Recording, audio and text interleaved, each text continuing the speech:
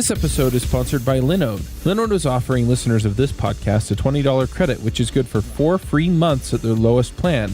Their plans start at 1 gigabyte of RAM for $5 a month. You can get your servers in any of their 10 data centers, and their high memory plans start at 16 gigabytes. Get a server running in under a minute. They do hourly billing with a monthly cap on all plans and add-on services like backups, node balancers, Longview, etc. VMs for full control, running Docker containers, encrypted disks, VPNs, etc. You can run a private Git server. They provide native SSD storage, 200 gigabit network, and Intel E5 processors. They have 24/7 friendly support, even on holidays, and a 7-day money-back guaranteed. So go check them out at linode.com/JavaScriptJabber. Hey everybody, and welcome to another My JavaScript Story. This week, we're talking to JC Hiatt. JC, do you want to say hello? Hey, everyone. Now, we had you on episode 284. We were talking about being healthy as developers. Kind of a non-technical topic, but a fun one to talk about. Yeah, absolutely. It was a good time. And that was actually before we launched. And we have officially launched now. Yeah, I keep hearing your sponsorship spots on syntax.fm. Yeah. So good stuff. Yeah, so what we usually do is we wind up interviewing people who have been guests on JavaScript Jabber. And I know we've also talked in the past about starting a WordPress development podcast and other things. Mm-hmm. So yeah, just interesting to see where all of this goes as we unfold your story. Do you want to just give people a brief introduction to who you are and what you do, and then we can kind of build into where you're at today? Sure. So I am I'm 25. I live in Jackson, Mississippi, down here with right here with Natter Dabbit, who was on just a recent MyJS Story episode. Yep. And a good friend of mine. As far as what I do, that is a very interesting question. But to sum it up, I'm a software consultant for the most part. That's usually what I'll tell people if they ask me at a party or whatever. But I think it's kind of hard to define exactly what I do. Yeah. Yeah. And when we had you on the show, we were talking mostly about what you're doing now with DevLifts, which is focused around fitness and developers, which is kind of an interesting intersection. And we'll get to that. But let's start at the very beginning. How did you get into programming? Yeah. So let's see. Going back to probably 7th grade, I think is probably where it kind of started for me. So I was about 13. I think it was actually the summer after 7th grade. And I went to stay down at my grandma's house, and which is in the middle of nowhere. Like to this day, she doesn't have internet at her house, like no internet access at her house. And so, but back then it was, there wasn't even like iPhones or anything. I had, I think a BlackBerry or one of those Blackjacks, I think, one of those kind of older smartphones. And yeah. I went down there to kind of spend the summer down there, and I can't remember what it was, but I had this just desire to learn how to make a website. And so I sat there pretty much all summer, every day, on w3schools.com, going from page to page on my little Blackjack, on an Edge connection, not even Edge back then. Oh, wow. Going from page to page and handwriting everything in this little notebook that I still have to this day, actually. Handwriting all the notes, and I basically taught myself HTML and CSS and kind of handwrote everything. And then when I got back home after the summer, where I actually had internet access, I actually made my first website based on the notes that I had taken in that little binder.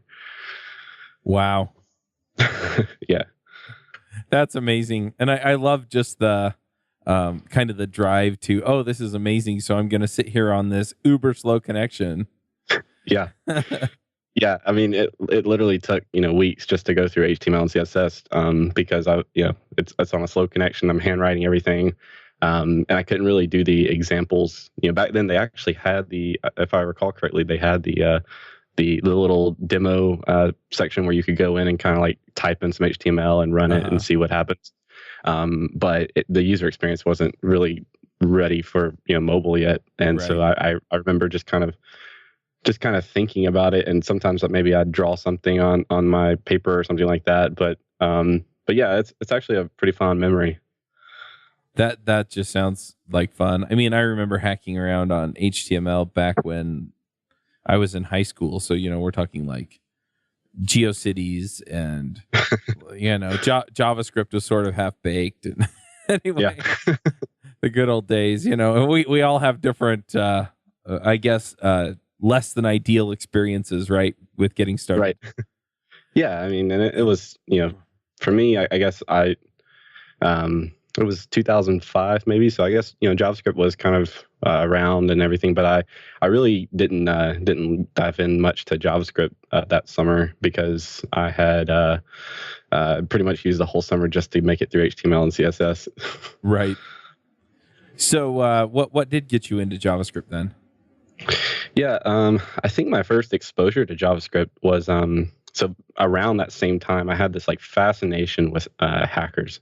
I don't know why. I think I watched a movie or something, and I just like I would go to school and like I would look up like how to bypass the firewall and get on whatever YouTube or whatever was around back then, or I'd make little batch file viruses. I was oh my gosh, I was probably my teachers probably hated me. But I would make little batch file viruses that would like clone files in the network drives just over and over and over. Oh gosh. Just because I was like learning stuff, and so I would just kind of do it, and it was fascinating. And so, all that said, I ended up on I think it's still around, but there's a site out there called hackthisSite.com that I just by chance ended up, I guess, from Googling or something around that time, because I was Googling like how to be a hacker, or whatever. And I was landing on these sites. And so I think on Hack This Site, they would have these like challenges where you had like different challenges, and each one kind of got progressively harder. And, some of those would eventually involve like having to write some JavaScript. And I had no idea what it was, but it was like something where, okay, what is this? And then I would like go look up the answer on Google and copy and paste the JavaScript in, wherever I needed it, and try to, get past the challenge and stuff. I had no idea what I was actually doing, but that was probably my first exposure to it. When I actually started, I guess, writing JavaScript, and actually knew what it was probably late in high school or right after I graduated. But that was pretty much exclusively jQuery. Wow. Yeah. I mean, jQuery is kind of when I really got into JavaScript as well, and man, made things so much easier. Much easier. I never really wrote any, I guess, any vanilla or whatever you want to call it, JavaScript. The most experience up until the past like couple of years that I've had with JavaScript was really just enough to get around in WordPress, like to make a page scroll or something. Like it wasn't even I still never really even fully utilized all that jQuery could do. So some of the headaches that brought about libraries like React, I never experienced them because I never had projects that complex. Right. So you've mentioned WordPress. I think I mentioned that we had talked about a WordPress podcast. So what is it that you do with WordPress at this point? At this point, I still make sites occasionally. I mean, I don't really enjoy necessarily making like themes anymore, but I do at times, especially like if I just have a lull in my availability and I want to, make some money and stuff. And so I will.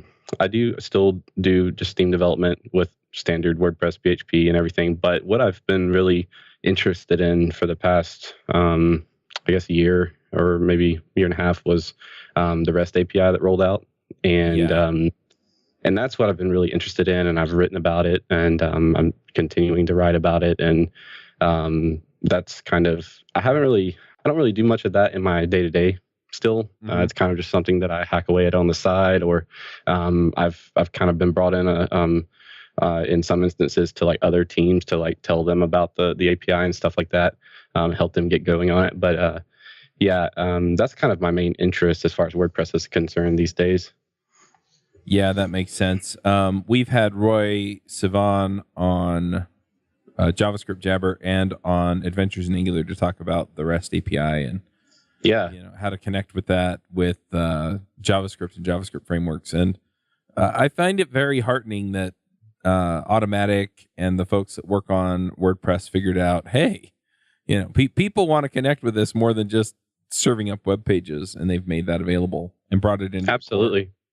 Yeah. And I mean, and I think about it like this, like in 2015 when it rolled out, instantly, I think at that time, 25% of the internet was WordPress. At this time, it's like 27, 28%. And it's like overnight, millions of like REST APIs just went online. And, that doesn't necessarily, for the majority of those, it may not even matter, but it still just like creates a whole new realm of possibility for millions of sites that wasn't there before.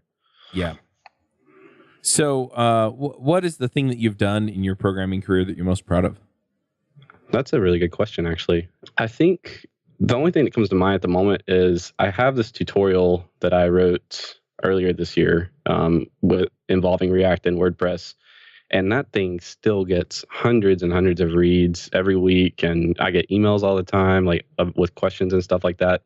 And people, people seem to really like it. I actually got a shout out on like WP Engine, like one of the big WordPress hosts, during one of their webinars. Like they were like, "Hey, check out this tutorial; it's really good and stuff." And I was just like, "Whoa!" Like a friend of mine was on the webinar. He's like, "Dude, they just mentioned you in this webinar," and I was like, "Well, that's cool." I didn't know it would get that much attention when I wrote it, but when I look back at it, I mean, it took me like something like 10 hours to put that whole tutorial together, and it's not a huge project or anything, but it did take a lot of time and thinking through like questions people would have as they go through and trying to anticipate those and all that. And I am pretty proud of that. I'm probably unlike a lot of guests you have on the show in that I know a lot of people that I hear on the show like have done some awesome, like really, really like game changing things in the community. And I'm not necessarily on that level. So I don't really have like any huge like open source projects or anything that I can really speak to or say that I've put out there. But yeah, that tutorial is pretty solid. If I could if I pick any one thing. Nice. Well, and I think it's funny because people get in and they have this idea that, oh well, I didn't write Lodash, and so I didn't build WordPress on my own, so I'm not that impressive a developer. But I mean, everybody contributes in their own way. I mean, whether you're writing code with and finding issues with particular open source libraries or writing tutorials or things like that. I mean, I'm not a massive open source contributor, but yet, a lot of people listen to the shows and get stuff out of it. And so I think we all contribute in our own way. And so, you kind of grin and sheepishly go, well, it's not a big open source contribution, but one of the reasons that I call this out on the show is it's like, look, JC's a guy, he does code, and he's made these contributions, and they're just as important to things as the code is, and it all matters. It all adds to the community. So, if anything, just thanks for putting it out there. Yeah, absolutely. So, what are you working on now? Yeah, so now, well, specific to JavaScript, right? No, anything. Oh, okay. Well, so I still have my consulting kind of going on, and that pays the bills. What do you consult on? Yeah, so I do the occasional WordPress site, just if the right kind of opportunity presents itself. And lately this year, I've done some work in Ruby on Rails. Then I've also done some work I got my first React Native project a few months ago, and so I've been kind of like hammering away at that. And I just got a second React Native project, and so that's kind of what the next, starting in January, that's pretty much all I'll be working on. Besides, as far as my consulting is concerned, I'll just be working on these 2 React Native projects I got. And then I recently started a company called DevLifts, which is, I talked about in that previous episode that I was on. Right. And then I also am, I've really, really gotten into cryptocurrencies over the past like 4 or 5 months. That is cool stuff. I'm running a podcast on those and just day trading with a friend. And, we're excited. We're just kind of learning all about it. And it's pretty cool topic. It's not really.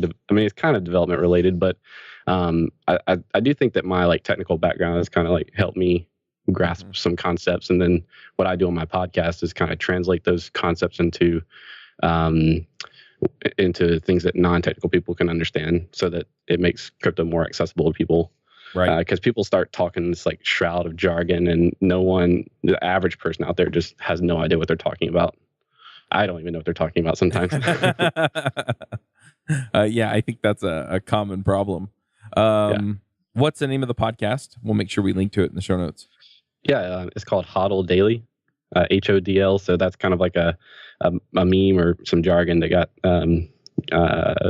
I guess, it got created somewhere on a forum way back in the early Bitcoin days. Somebody was really drunk and they made a post and they misspelled hold, and so naturally the internet said, "Oh, well, let's just call it HODL." Nice. Oh, that's funny. So, HODL Daily. All right. Well, yeah, let's make sure we get that in the show notes. And then DevLifts, another great place. So that's spelled with a Y, if I remember right. No, DEVLIFTS. Okay. And it has its own podcast as well that we just got off the ground about a month ago. Awesome. And where do you get that? It's wherever you listen to podcasts. It's called Refactor Your Body. Refactor Your Body. Okay. Mm-hmm. Yeah, I think that's mainly what I was driving at, is just, okay, if I pull out my podcast app, what am I looking for?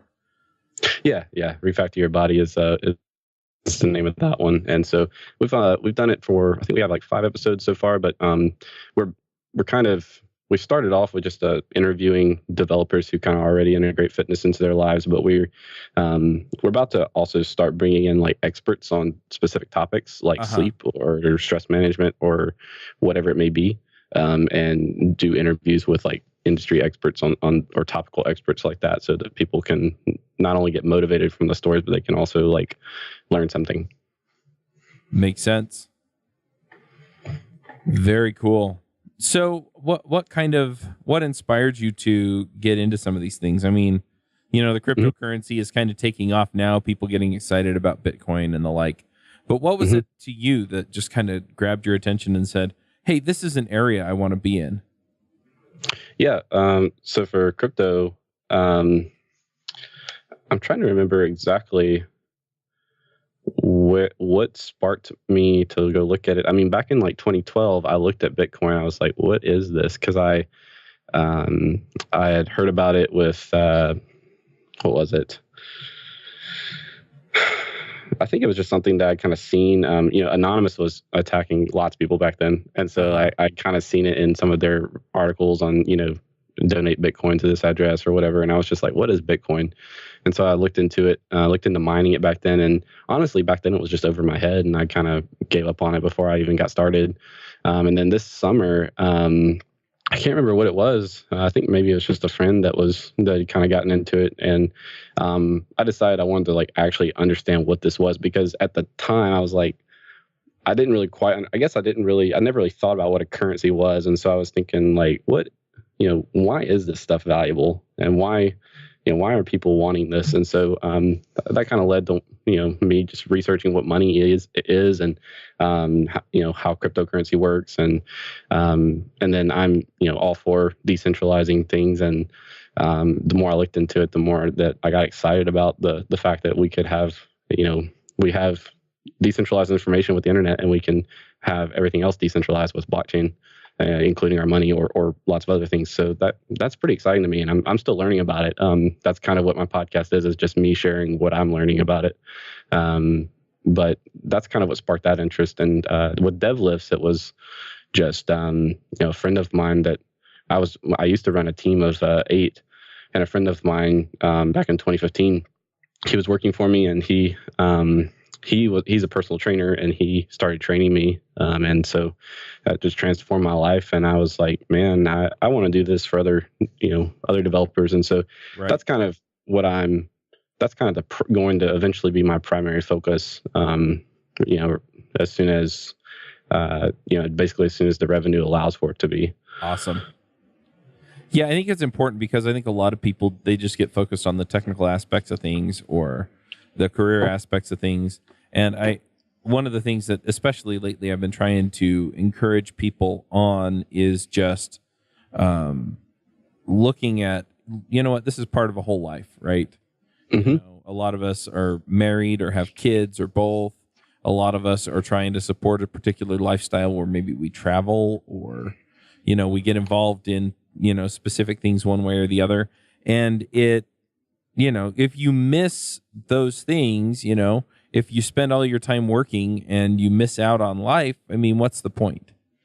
You know? Yeah, absolutely. Even if you love what you do, I mean, eventually there's just a limit to that, in my opinion. So, yeah, just seeing those opportunities, I think is really, really important. Yeah, and even if you do love what you do, that's the thing is, if there's no balance in your life, you know, you can easily get to a point to where you really don't love what you do anymore because it's literally all your life is. Yeah, and you get burned out on it. You know, everyone needs some balance. Yep, absolutely. So yeah, so I asked you where people can find you for, you know, the different things that you do. If people want to hire you for consulting, you know, say you have an opening somewhere, where do they find you for that? My website is jchiatt.com. Oh, that's easy. Yeah, and so that's pretty easy. Or Twitter, I'm at jchiatt on there too. So they can get in touch with me, you know, and also not necessarily just for hiring. I mean, if anyone's even interested in anything about WordPress and React or anything like that, I'd be happy to talk through that. I don't know everything there is to know about it. Like Roy is definitely on a whole other level than me, but I love getting questions about it because then I go and kind of look it up, and sometimes it takes me a week to reply because I'll take some time out one night that week and then figure out the answer to their question. But yeah, feel free to, you know, always reach out to me with, you know, questions or anything. Awesome. And just for clarity, Hiatt is Hiatt. Yes, yeah, it's common mistake for a lot of people. I have no affiliation with the hotel. Yeah, I just don't want people to go hunting for you and go, how can I find this guy? Right. Awesome. Well, let's go ahead and get some picks in. Do you run your own freelance business? Or maybe you're thinking about picking up some business on the side? Well, then you need FreshBooks. FreshBooks is the quickest and easiest way to get invoices out to your clients.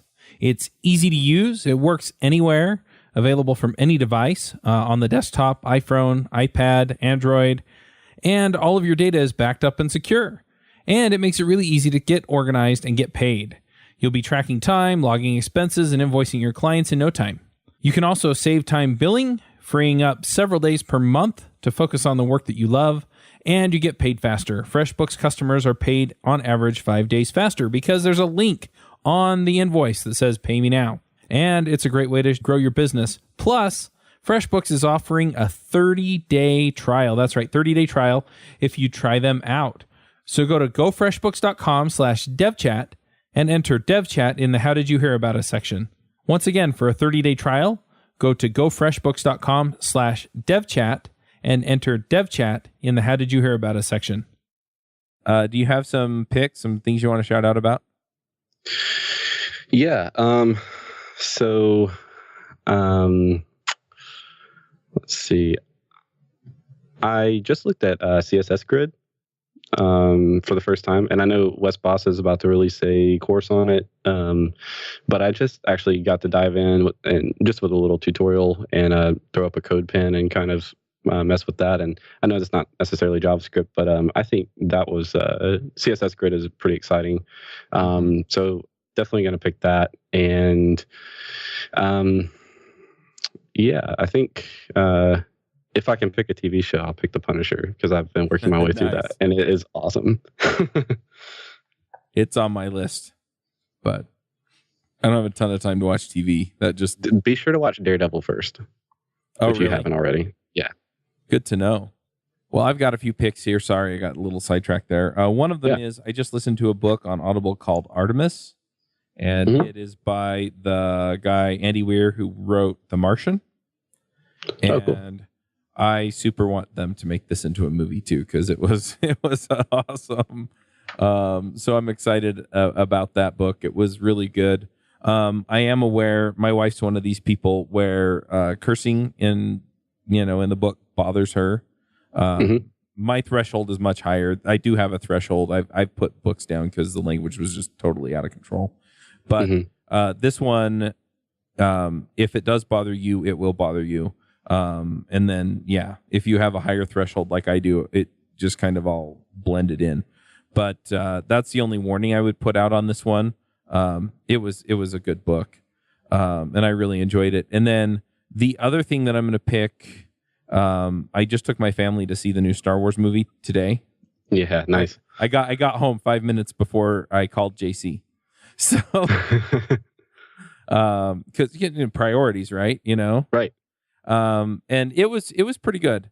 I'm trying not to poke holes in the plot, but a lot of these shows, that's just the way it is. But I did enjoy a lot of the aspects of it. So I'm gonna pick as a cinematic production, it was awesome. As a Star Wars movie, I'm still undecided. I need to see it a few more times. It's pretty easy to beat the prequels. So it's not one of the three worst. I think it was better than Rogue One. So that kind of leaves us with, and I think it was better than the last. What was it? Force Awakens. Yeah, The Force Awakens. I think it was better than The Force Awakens, but not a ton better. So I would probably put it around, the fourth best one they've made, maybe. Yeah. It was good. Not mind-blowingly good, but good. I will also pick that. And then I just want to throw out quick reminders. React Dev Summit, February 26th through March 2nd. It's free to attend live. You have to pay to get the videos. We also still have the campaigns going on Indiegogo for the React podcast. That's React Roundup. And the View podcast, Views on View. I get to name them, so they all have dumb names. But anyway, so if you want to check those out, that would be awesome. I'm also talking with a few people who have other projects going in the space of Vue in particular. I'm not going to say any more than that, other than I got an email from Greg Pollock, so it's going to be good stuff. And cool. And in React, so we're collaborating with these folks to pull great stuff together for you all. But we're going to do it kind of in the vein of JavaScript Jabber. So they're going to be conversation, guest interview kind of style like we do.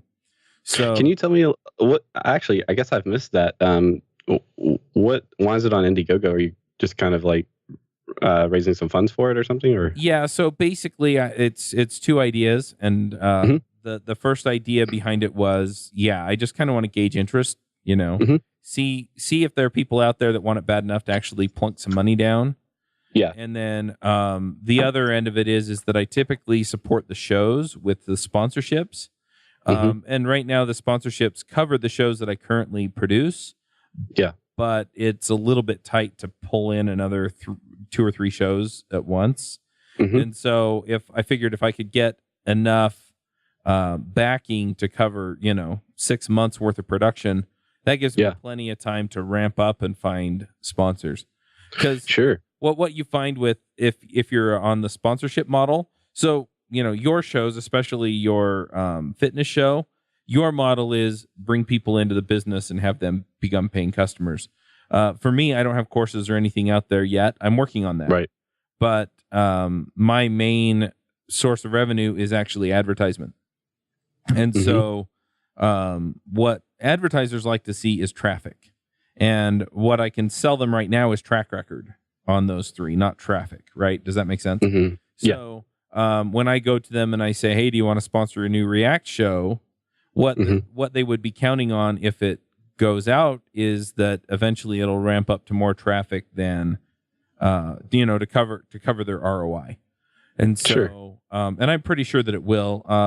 The more I talk to people about, especially the React podcast, I'm pretty sure that it is. So the top show that we have is JavaScript Jabber. It accounts for 40 to 45% of the traffic for devchat.tv. And then all of the shows account for the other, little more than half. Ruby Rogues and and Adventures in Angular account for most of the rest of it. But I'm pretty sure that the React podcast is going to give it a hefty run for its money. Yeah, definitely. Just talking to people. So I'm telling these sponsors, hey, look, you can get in, and I have sponsorship levels on Indiegogo. Mm-hmm. So at the top level, I think it's $150 per episode. And if you figure that if it goes to, 10,000 or 20,000 downloads per episode pretty fast, which I think I can drive a good chunk of that from just JavaScript Jabber all by itself. And then I do about a $40 to $50 CPM. You're getting an episode sponsorship for $150 that should cost you about $500. That's awesome. So yeah, I'm just, I'm putting it out there, and yeah, the top level sponsorship, which is $4,500, and that's what that deal comes out to. You sponsor 6 months of podcasts, and we hit our goal in one go. Gotcha. Yeah, I think it's great to kind of put it out there and gauge interest, because I'm sure definitely that React is going to do well, but but still, like just in the past couple of months of putting together 2 podcasts, I can say it's a ton of work, and I'm putting them together not nearly as well as you're putting yours together. Like I'm not on that level yet as far as like production and stuff, and so I can only imagine like how much time or money goes into that. So I think it's great to kind of gauge interest first. Also, I'd say it could be worth looking and seeing if people would be willing to like sponsor directly, like listener sponsors, because like if there's a really good podcast, I'd be willing to pitch in $5 a month for it. Yeah, I set up Patreon, and if you donate more than $10 a month, in fact, if you just donate $10, I have a Slack channel that you can sign up for. So, gotcha. Cool. So I have that going too. I haven't really pushed Patreon. I have plans to do that next year, but for the meantime, yeah, that's one of the things that I'm running with. And if you donate more than $10 to the Indiegogo campaigns, any of them, you get access to that Slack channel as well. But cool. I figure, I don't know what the minimum bid is or the minimum backing is for Indiegogo, but if you want to put a tick mark up, just donate $1 or whatever the minimum is. I mean, I'm not telling people you have to give us a ton of money or we're not going to do the show. What I'm doing is I'm just saying, look, you know what? Help us cover the costs until we can cover them on our own. Sure. Awesome. So yeah, a little bit of a long conversation at the end of this episode, but yeah, it's definitely good stuff. So awesome. Well, yeah, thanks for having me. I appreciate it. Yeah, no problem. Thanks for coming. As we record, this is the week before Christmas, so have a Merry Christmas or whatever you celebrate, if you celebrate something else. And yeah, this will be out in a few weeks, and we really appreciate you coming on the show. And hopefully you can inspire more developers to take better care of themselves, because, folks, we need you out there. And the healthier and happier you are, the better off everybody is. So, yeah, and we are offering some New Year's specials, so definitely come check it out. Awesome. Yeah, I think this will come out a couple weeks after New Year's. In fact, I'll probably be at CES. So check all of our promotions are running through the 31st of January. Awesome. All right. So they actually are launching today. So they'll be up by the time this goes up. Well, then we will endeavor to make sure that this is out by the 31st so that people know what's available to them. Awesome. Bandwidth for this segment is provided by CacheFly, the world's fastest CDN. Deliver your content fast with CacheFly. Visit CACHEFLY.com to learn more.